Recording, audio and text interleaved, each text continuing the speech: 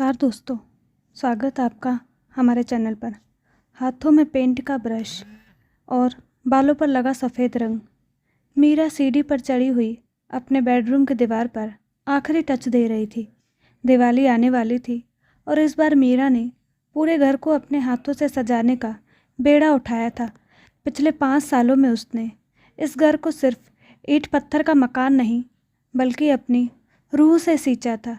सास ससुर, पति, रवि और देवर, सबकी पसंद नापसंद का ख्याल रखना मीरा अपना धर्म मानती थी। रवि अक्सर कहते, मीरा तुम क्यों इतनी मेहनत करती हो, पेंटर बुला लेते हैं ना। लेकिन मीरा मुस्कुरा देती, रवि अपना घर है, पेंटर वो अपनापन थोड़ी ला पाएगा जो मैं लाऊंगी। मुझे ये दीवार बिल्कुल वैसी चाहिए जैसे माँ जी को पसंद है, हल्का क्रीम कलर। मीरा ने अपनी नौकरी से मिले बोनस के पूरे 50,000 रुपये घर के नए पर्दे, सोफ़ा कवर और सजावट में खर्च कर दिए थे। उससे उम्मीद थी कि जब उसकी ननद शिखा इस दिवाली पर अपने बच्चों के साथ आएगी तो घर देखकर खुश हो जाएगी। शिखा की तारीफ मीरा के लिए मेडल जैसी होती थी, क्योंकि सासू माँ विमला जी अक्सर अपनी बेटी की ही बातें मानती थी। 2 दिन बाद शिखा अपने पति और बच्चों के साथ आ गई। घर में रौनक हो गई। मीरा रसोई से लेकर ड्राइंग रूम तक लट्टू की तरह नाचती रही। भाभी, अरे वाह, घर तो एकदम नया लग रहा है, ये झूमर बहुत प्यारा है, शिखा ने ड्राइंग रूम में लगते ही कहा। मीरा का चेहरा खिल उठा। दीदी, ये मैंने अपनी पसंद से ऑनलाइन मंगवाया है, आपको पसंद आया, मेरी मेहनत सफल हो गई। तभी विमला जी वहाँ आई। उन्होंने झूमर को देखा और नाक सिकोड़ी। हाँ, ठीक ही है, वैसे पुराने वाले में क्या खराबी थी, बेकार में पैसे उड़ाने की आदत है मीरा को। शिखा, तू चल, मैंने तेरे लिए गाजर का हलवा बनाया है। मीरा की मुस्कान फीकी पड़ गई। वो चुपचाप रसोई में चाय बनाने चली गई। उसे आदत हो गई, वो कितना भी कर ले, विमला जी के लिए वो हमेशा बाहर ही रहती थी। शाम को सब लोग हॉल में बैठे थे। शिखा ने अचानक कहा, माँ, मेरा वाला कमरा तो स्टोर रूम बना दिया है आपने, बच्चे कहाँ सोएंगे। विमला जी ने तुरंत कहा, अरे नहीं बेटा, वो तो बस सामान रखा है, अभी मीरा को बोलती हूँ, सब साफ कर देगी। मीरा अभी अभी सबके लिए पकोड़े तलकर लाई थी। उसके पैरों में सूजन थी। सुबह से उसने एक पल भी आराम नहीं किया था। मीरा, विमला जी ने आदेश दिया, जरा शिखा के कमरे से वो सारे गत्ते और पुराना फर्नीचर हटाकर स्टोर रूम में रखवा दे, और हाँ, नई वाली बेडशीट बिछा देना।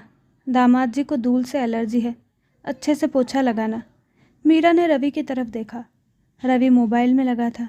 मीरा ने दबी आवाज़ में कहा, माँ जी, वो संदूक बहुत भारी है, मेरे कमर में दर्द है, कल नौकरानी आएगी तो करवा दूंगी, आज बच्चों को गेस्ट रूम में सुला देते हैं।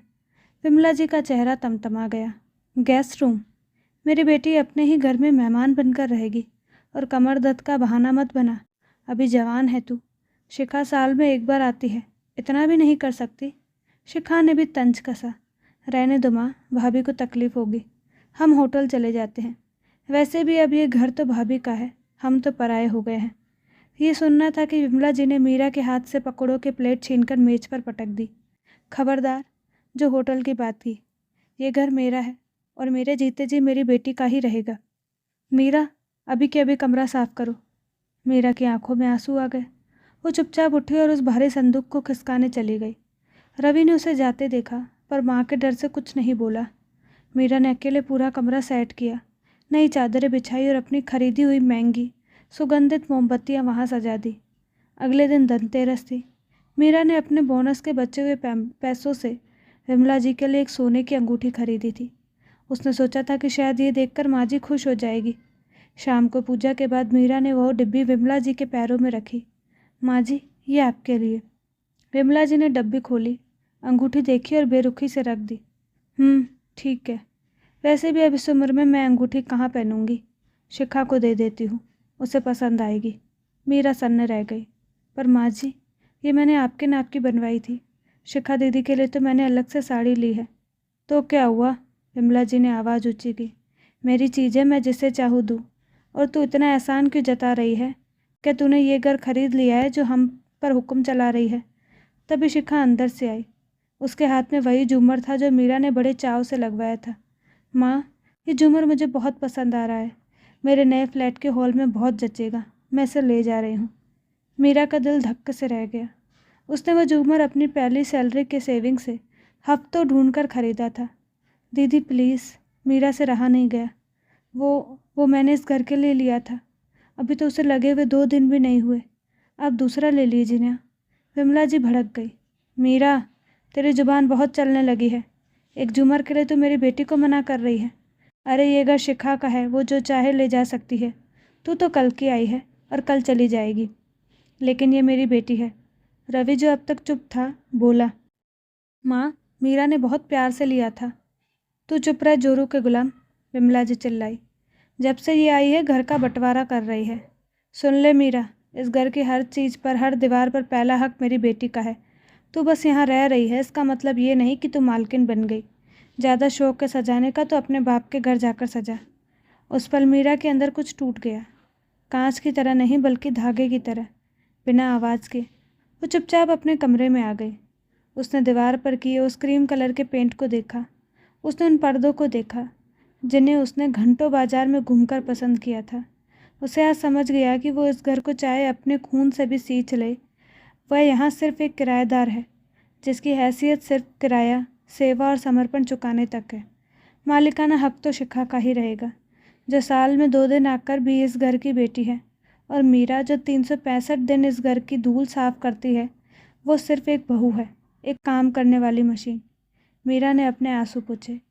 उसने अलमारी से अपना सूटकेस नहीं निकाला, बल्कि अपने मन से उम्मीदों का बोझ निकाल फेंका। अगले दिन दिवाली थी। मीरा सुबह जल्दी उठी। उसने पूजा की, नाश्ता बनाया। शिखा ने देखा कि झूमर उतर चुका है और पैक रखा है। वह खुश हो गई। थैंक यू भाभी, आपने पैक भी कर दिया, शिखा ने हंसते हुए कहा। मीरा मुस्कुराई, लेकिन वह मुस्कान उसकी आंखों तक नहीं पहुंची। हाँ दीदी, ले जाइए, और वो अंगूठी भी ले लीजिएगा जो मैंने माँ जी को दी थी। उन्हें वो पसंद नहीं आई। विमला जी खुश थी कि बहू लाइन पर आ गई, लेकिन उस दिन के बाद मीरा बदल गई। अब वह घर में काम करती थी, बस उसमें अपनापन नहीं था। अगर विमला जी कहती कि पर्दे बदल दो तो मीरा कहती पैसे आप दे दीजिए, मैं मंगवा दूंगी। अगर रवि कहता कि घर को पेंट करवाना है तो मीरा कहती पेंटर बुला लो, मुझे ऑफिस में काम है। घर अभी भी साफ था, लेकिन उसकी रूह गायब थी। मीरा ने उस घर को सजाना छोड़ दिया था। उसने अपनी सैलरी अब घर की सजावट में नहीं, बल्कि अपने भविष्य के लिए म्यूचुअल फंड्स में लगानी शुरू कर दी थी। एक दिन विमला जी बीमार पड़ी। मीरा ने उनकी सेवा की, दवाई दी, खाना दिया, पर वह पास बैठकर घंटों सिर नहीं दबाती थी, न ही उनसे बातें करती थी। विमला जी ने चिढ़कर कहा, मीरा, तू अब पहले जैसे नहीं रही, पत्थर हो गई है। मीरा ने दवाई की शीशी मेज पर रखी और बेहद शांत स्वर में कहा, माँ जी, पत्थर नहीं, समझदार हो गई हूँ। मैंने सीखा है कि कुछ रिश्ते किराए के मकान जैसे होते हैं। उन्हें कितना भी सजा लो, वो कभी अपने नहीं होते।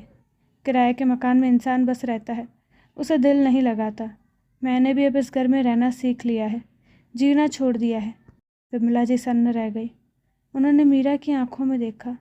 वहाँ अब न तो प्यार की भीख थी और न ही स्वीकृति पाने की तड़प।